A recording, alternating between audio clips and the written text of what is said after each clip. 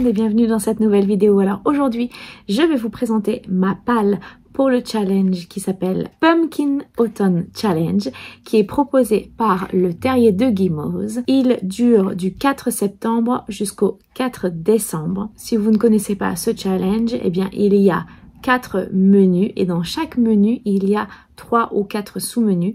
Et donc du coup, j'ai placé un livre pour chacun de ces sous-menus, chacune de ces catégories. Je vais donc vous les présenter tout de suite. Donc comme il y en a beaucoup, je ne vais pas faire durer l'introduction plus longtemps.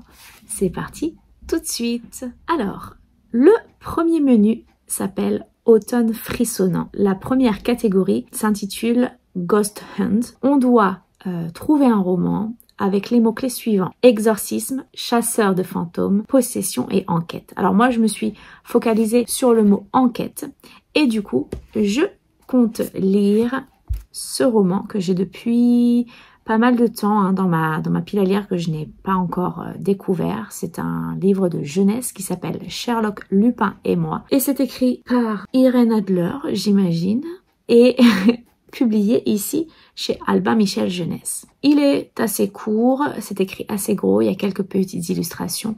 Donc j'aime beaucoup Sherlock Holmes, j'aime beaucoup Arsène Lupin. Donc du coup, je me dis que ça peut être plutôt assez intéressant. J'ai vu qu'il y avait pas mal de tomes qui étaient déjà sortis, donc je ne sais pas si je lirai d'autres romans de cette collection, mais je compte bien commencer par celui-ci. La deuxième catégorie de ce menu s'intitule le portrait du mal. Et alors là, il fallait trouver une couverture sur laquelle se trouve un visage, alors sinistre ou pas. Alors moi, j'ai pas du tout choisi un visage sinistre. J'ai un peu triché, donc j'ai choisi de lire un livre qui me tente depuis un certain temps. Et donc du coup, il s'agit de Daisy Jones and the Six, écrit par Taylor Jenkins Reid, et donc ici publié chez 10-18. Donc dans ce roman, en fait, on suit l'évolution depuis la formation jusqu'à l'éclatement d'un groupe de rock, et donc avec plein d'interviews, etc. Ça a l'air vraiment très original, très particulier, et donc j'ai vraiment hâte de le découvrir. J'en ai entendu que des bons échos, donc il me tente plutôt pas mal. Ensuite, pour la troisième catégorie de ce menu, il s'appelle des Sakuma Drops au milieu des lucioles. Et donc, les mots-clés sont historique, drame, biographie, mémoire et frères et sœurs. Alors moi, j'ai plutôt choisi le terme frères et sœurs puisque je compte terminer enfin une trilogie très connue dont le tome 3 est sorti cette année. Et donc, ça s'appelle La Reine sans royaume de Holly Black et publié chez Rajo. Il y a Jude et il y a également sa sœur, etc. Donc je me dis que ça peut entrer dedans. Je ne me rappelle pas énormément le tome 2, donc j'espère pouvoir trouver un résumé spoilant, parce que sinon je risque d'être quand même pas mal perdue, donc je ne sais pas, on verra bien. Alors ensuite, le deuxième menu de ce challenge s'intitule Automne de l'étrange, et donc pour la première catégorie, il s'agit des mystérieux habitants de Pottsfield, et donc les mots-clés sont automne, Halloween et Samhain. J'ai eu beaucoup de mal, et puis finalement je me suis dit que j'allais choisir le thème d'Halloween, et vous allez voir, je suis pas certaine que le livre que j'ai choisi rentre dedans, mais par un petit bidouillage, ça peut passer. Donc j'ai choisi de lire pour ce menu Fangs, donc croc en français. C'est l'histoire, si j'ai bien compris, d'une vampire et d'un loup-garou, je crois. Et donc on suit un petit peu leur vie quotidienne un peu farfelue. Donc Halloween parce que vampire et parce que loup-garou, bon, ça peut être des déguisements, hein, donc bon, ça passe. Et donc à l'intérieur, eh bien, ce sont des petites planches de bande dessinée. Donc, je crois que ce sont des planches indépendantes, c'est pas une BD qui se suit du début à la fin, je ne sais pas, mais il m'intéresse et j'en ai eu là aussi pas mal de bons échos, donc je me dis que ça peut être intéressant à lire. Ensuite, la deuxième catégorie de ce menu, il s'agit donc de la cueillette des champignons, et là on a forêt, récolte, poison et petit peuple. Et j'ai choisi le terme forêt et donc de lire une bande dessinée, ça faisait longtemps, et donc une bande dessinée que j'ai déjà lue il y a quelques années, mais j'aimerais bien me remettre dans cette série. Il s'agit donc du premier tome de L'Enfeuse de Troie, écrit par Leston et Tarquin, et publié chez Soleil. Je pense que tout le monde connaît, hein, c'est quand même assez connu cette bande dessinée. Ça se passe dans la forêt, donc je pense que ça peut rentrer. La troisième catégorie pour ce menu s'appelle In the Dark I Hear a Call, et donc on doit lire soit de la fantasy, soit quelque chose qui traite de l'ambivalence, une quête, quelque chose avec de la duplicité, du pouvoir, de l'obscurité, lumière, destinée, loyauté, mauvaise influence, bref, il y a beaucoup de mots-clés, donc on peut s'en sortir facilement, et j'ai choisi, là pour le coup, fantasy. J'ai choisi de lire le premier tome de la trilogie du Prince Captif, écrit par C.S. Pacat et publié chez Brajlon. Nous sommes aujourd'hui le 14 septembre, donc le challenge a déjà commencé, et j'ai fini ce premier tome, mais je ne vous donne pas mon avis tout de suite. La quatrième et dernière catégorie de ce menu est assez longue, donc je vais vraiment regarder ma note. Ça s'appelle « Soit vent, rêve, cendre et néant », soit nuit, noir, âme et souhait. Les mots-clés sont conte, gothique, macabre, sorcière, sauvetage et disparition. J'ai choisi le terme disparition et je vais vous expliquer pourquoi. Ça n'est pas la disparition d'une personne. Je vais essayer de lire Skidamarink de Guillaume Musso. Donc c'était un de ses premiers romans qu'il avait publié sous un autre nom, je crois, je ne suis pas sûre, et qui a été republié ici chez le livre de poche. On va suivre 4 personnes qui, à la suite du vol, donc de la disparition du tableau de la Joconde, reçoivent chacun un morceau de cette fameuse toile. Il va falloir qu'ils partent, je pense, en quête de quelque chose. Je ne sais pas trop. Ça a l'air assez intéressant, assez original, et donc du coup ça m'intéresse beaucoup. Ensuite on enchaîne avec le troisième menu qui s'appelle Automne douceur de vivre, et la première catégorie c'est 2 citrouilles en valent mieux qu'une. Et alors là il fallait lire soit une duologie complète ou alors en commencer une ou en terminer une. J'ai choisi d'en terminer une et donc je compte terminer la duologie de L'Antidote mortel, écrit par Cassandre Lambert et publié chez Didier Jeunesse. J'ai lu le premier tome l'année dernière il me semble, je l'avais plutôt bien apprécié, donc je vais lire, j'espère, durant ce challenge celui-ci pour clôturer. Je me rappelle assez bien l'histoire. Alors après, je pense qu'il va falloir quand même que j'essaye de trouver un résumé spoilant encore une fois parce que je n'ai pas vraiment toutes les intrigues en tête, mais je pense que ça me plaira et ça me permettra de terminer, de clôturer cette saga pour ensuite pouvoir enchaîner sur son nouveau roman qu'elle sort très prochainement. La deuxième catégorie pour ce menu s'appelle La Maison Slungsters. On a comme mots-clés humour, livre audio, série audio, podcast. Moi j'ai choisi d'axer sur humour parce que livre audio, j'arrive pas à me concentrer quand j'écoute un livre, donc du coup je n'arrive pas à suivre.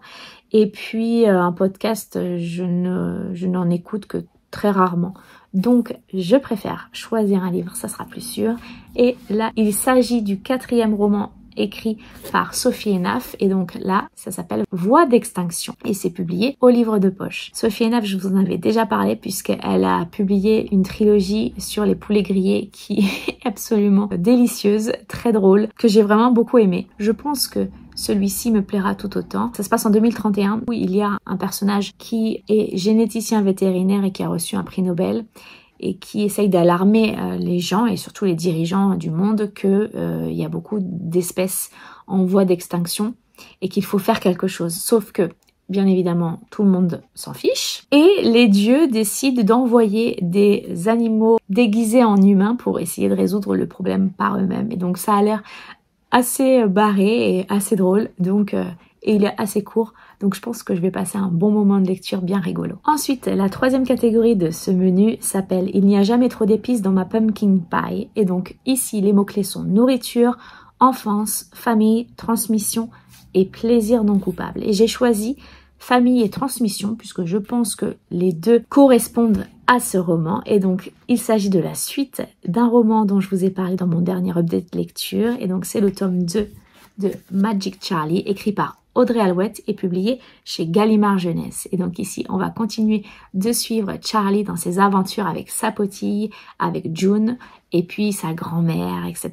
Donc du coup, je suis très contente et j'ai vraiment hâte de le lire, mais je vais attendre un petit peu, je vais attendre le mois d'octobre, puisqu'en novembre sort le 3e et dernier tome de cette trilogie fantastique. La dernière catégorie de ce menu s'appelle Chante-moi une chanson Sassenach, je sais pas comment on le dit. Donc ça, petite référence à Outlander, hein, n'est-ce pas? Les mots-clés sont mythes et légendes, voyage dans le temps, magie et dépaysement. J'ai choisi magie et j'ai choisi d'intégrer le 5e tome de l'Atelier des sorciers, écrit par Kamome Shirahama et publié chez Pika. Et pour terminer, on passe au dernier menu qui s'appelle Automne rayonnant.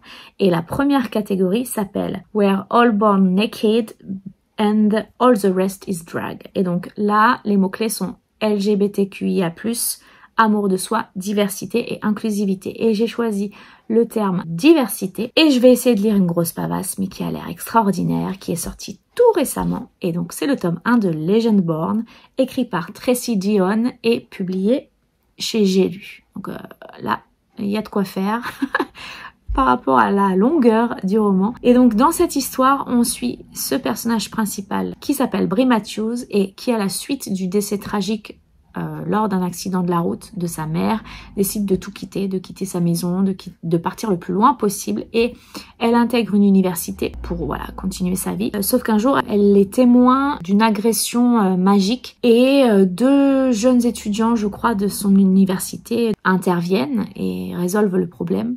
Et donc elle s'aperçoit qu'il existe une sorte de guilde secrète pour protéger, je crois, les humains de la magie, enfin des êtres malfaisants.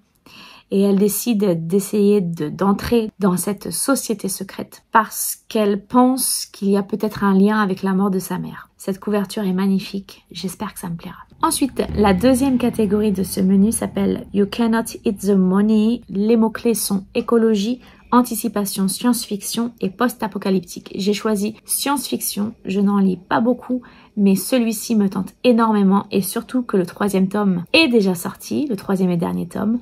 Donc je pense que si ça me plaît, je pourrais très rapidement dévorer les deux suivants. Et donc c'est le tome 1 de Aurora Squad, écrit par Amy Kaufman et J. Christophe, est publié chez Casterman. Ici, on suit les aventures d'une équipée spatiale qui doit se charger, je crois, de sauver le monde, ou je sais pas trop. En tout cas, ce que je sais, c'est que le chef de cet escadron est arrivé en retard le jour de l'attribution des équipiers, en fait, et il se retrouve avec tous les bras cassés, en fait, qui n'ont pas été choisis. Sauf qu'il est arrivé en retard parce qu'il a sauvé une jeune femme qui était cryogénisée dans un vaisseau en perdition. Donc voilà, je ne sais pas trop ce que ça donne, mais je pense que ça peut être assez sympa. Et pour terminer, la dernière catégorie de ce menu s'appelle le don des Merryweek. Et là, les mots-clés sont bienveillance, amour, aider son prochain, guide, sororité, relation et guérison. Et j'ai choisi amour parce que je vais lire enfin depuis le temps une romance, je ne sais pas si c'est new romance, qui s'appelle The Love Hypothesis. Je ne l'ai pas en version papier, je l'ai en e-book, donc je vous mets la couverture ici. Écrit par Ali Hazelwood et donc publié en France, enfin, chez Hauteville. Dans cette histoire, on suit Olive qui est une doctorante en sciences. Je ne sais pas exactement dans quel domaine. Et un jour, pour prouver à sa meilleure amie que tout va bien pour elle en amour, même si elle n'y croit pas, mais voilà, elle veut lui faire croire que c'est bon, elle veut qu'elle lui lâche la grappe finalement, eh bien elle va embrasser le premier homme